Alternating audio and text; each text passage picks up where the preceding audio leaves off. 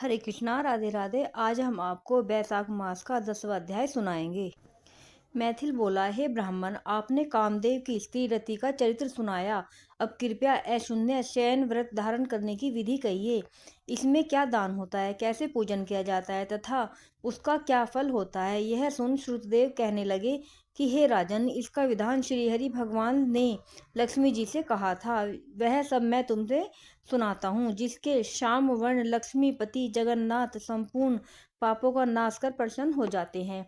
हे महीपते, सोने व चांदी की मनोहर मूर्ति बनवाएं, पीताम्बर धारण कर सुंदर वर्णमाला से सजाएं, पुष्पों और सुगंधित द्रव्यों से पुरुषोत्तम भगवान का श्रावण शुक्ला द्वितीया से 4 मास तक प्रतिदिन पूजन करें और ब्राह्मण को शैया दान वस्त्र दान करें और ब्राह्मणी सहित भोजन करावें। फिर मार्गशीर्ष आदि मासों में पूर्वतः रक्त वर्ण हरि भगवान का रुक्मणी सहित ध्यान कर पूजन करें।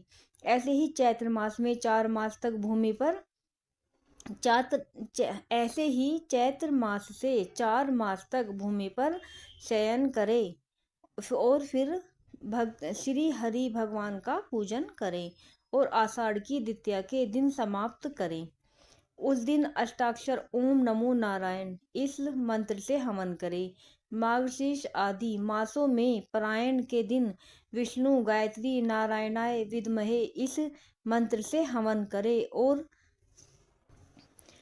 चैत्र आदि मासों में सहस्त्र शीर्षा इस पुरुष सूक्त मंत्र से हवन कर पंचामृत खीर घृत पक्का मालपुआ भोग के लिए करावें और लक्ष्मी नारायण को स्नान करा बीच में श्री कृष्ण जी की सोने व चांदी की मनोहर मूर्ति रख भोग लगावें।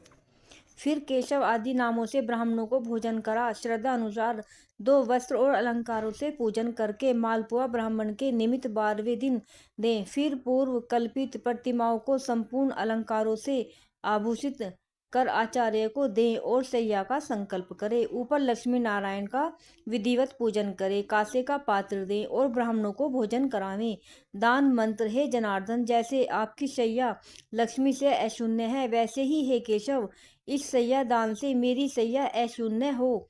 इस प्रकार भगवान की पूजा कर आप भोजन करें। इस व्रत को पुरुष सौभाग्यवती स्त्री अथवा विधवा अशून्य शयन के निमित्त धारण करे। जो मनुष्य विष्णु धाम जाने की इच्छा करता है उसको यह व्रत अवश्य करना चाहिए। इसके करने से जगन्नाथ भगवान प्रसन्न होते हैं, देव दुर्लभ कार्यों की सिद्धि होती है और अनेक प्रजाओं की वृद्धि होती है।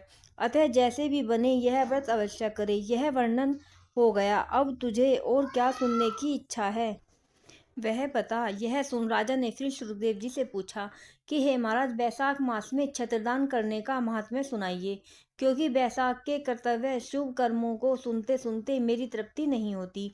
राजा के ऐसे वचन सुन श्रुतदेव जी राजा से कहने लगे कि छत्रदान के फल की एक प्राचीन कथा कहता हूँ।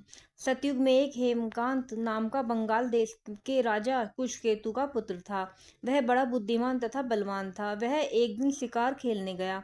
वहां घने वन में अनेक प्रकार के मृग और शुकरों को मारता हुआ थकने पर दोपहर को मुनियों के आश्रम में पहुंचा, जहां षट्जिज नामक ऋषि व्रत में मग्न समाधि लगाए ध्यान कर रहे थे।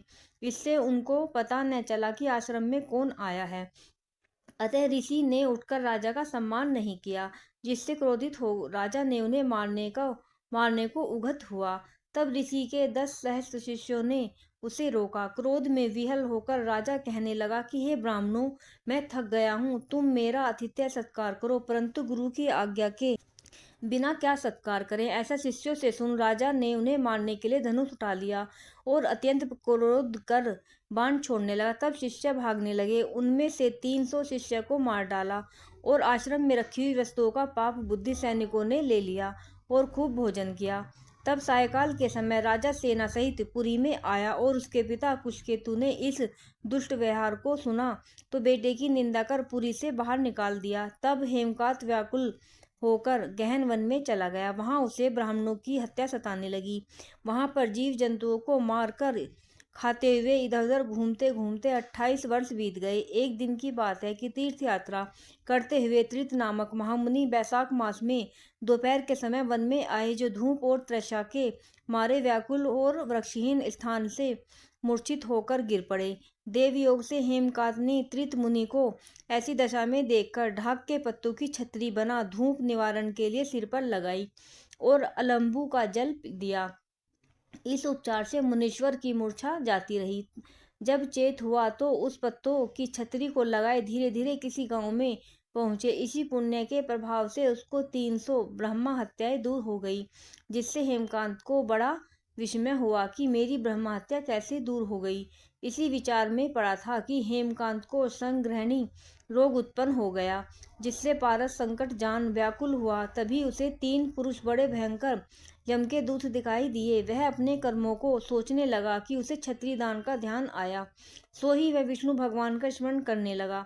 तुरंत विष्णु भगवान ने अपने महामंत्री विश्वक्सेन को आज्ञा दी कि तुम जल्दी जाकर यमदूतों को रोको, क्योंकि हेमकांत ने वैशाख मास में धर्म किए हैं, इसलिए उन्हें छुड़ाकर उसके पिता कुशकेतु राजा के पास ले जाकर कहो कि विष्णु भगवान की आज्ञा अनुसार तुम हेमकांत को राज्य का भार सौंप दो। विष्णु भगवान की आज्ञा पा विश्वसेन हेमकांत को साथ लेकर कुशकेतु के पास गए और जो जो बात विष्णु भगवान ने कही थी वह सभी उसको बता दी, जिनको सुनकर कुशकेतु ने पुत्र को सिंहासन पर बैठाया और स्वयं अपनी स्त्री सहित वन में तप करने चला गया। तब राजा हेमकांत ने वैशाख मास में कहे शुभ धर्मों को किया, जिनके करने से जितेंद्रिय दयालु सर्व संपत्तियों से युक्त पुत्र पुत्रादि संपन्न हो संपूर्ण भोगों को भोगकर विष्णुलोक को गया। वैशाख मास के धर्मों से अधिक की धर्म पापों को नष्ट करने वाला नहीं है और यह सुलभ तथा धर्म अर्थ काम मोक्ष रूप पुरुषार्थ चतुष्टय का दाता है। राधे राधे। बोलो मधुसूदन भगवान की जय।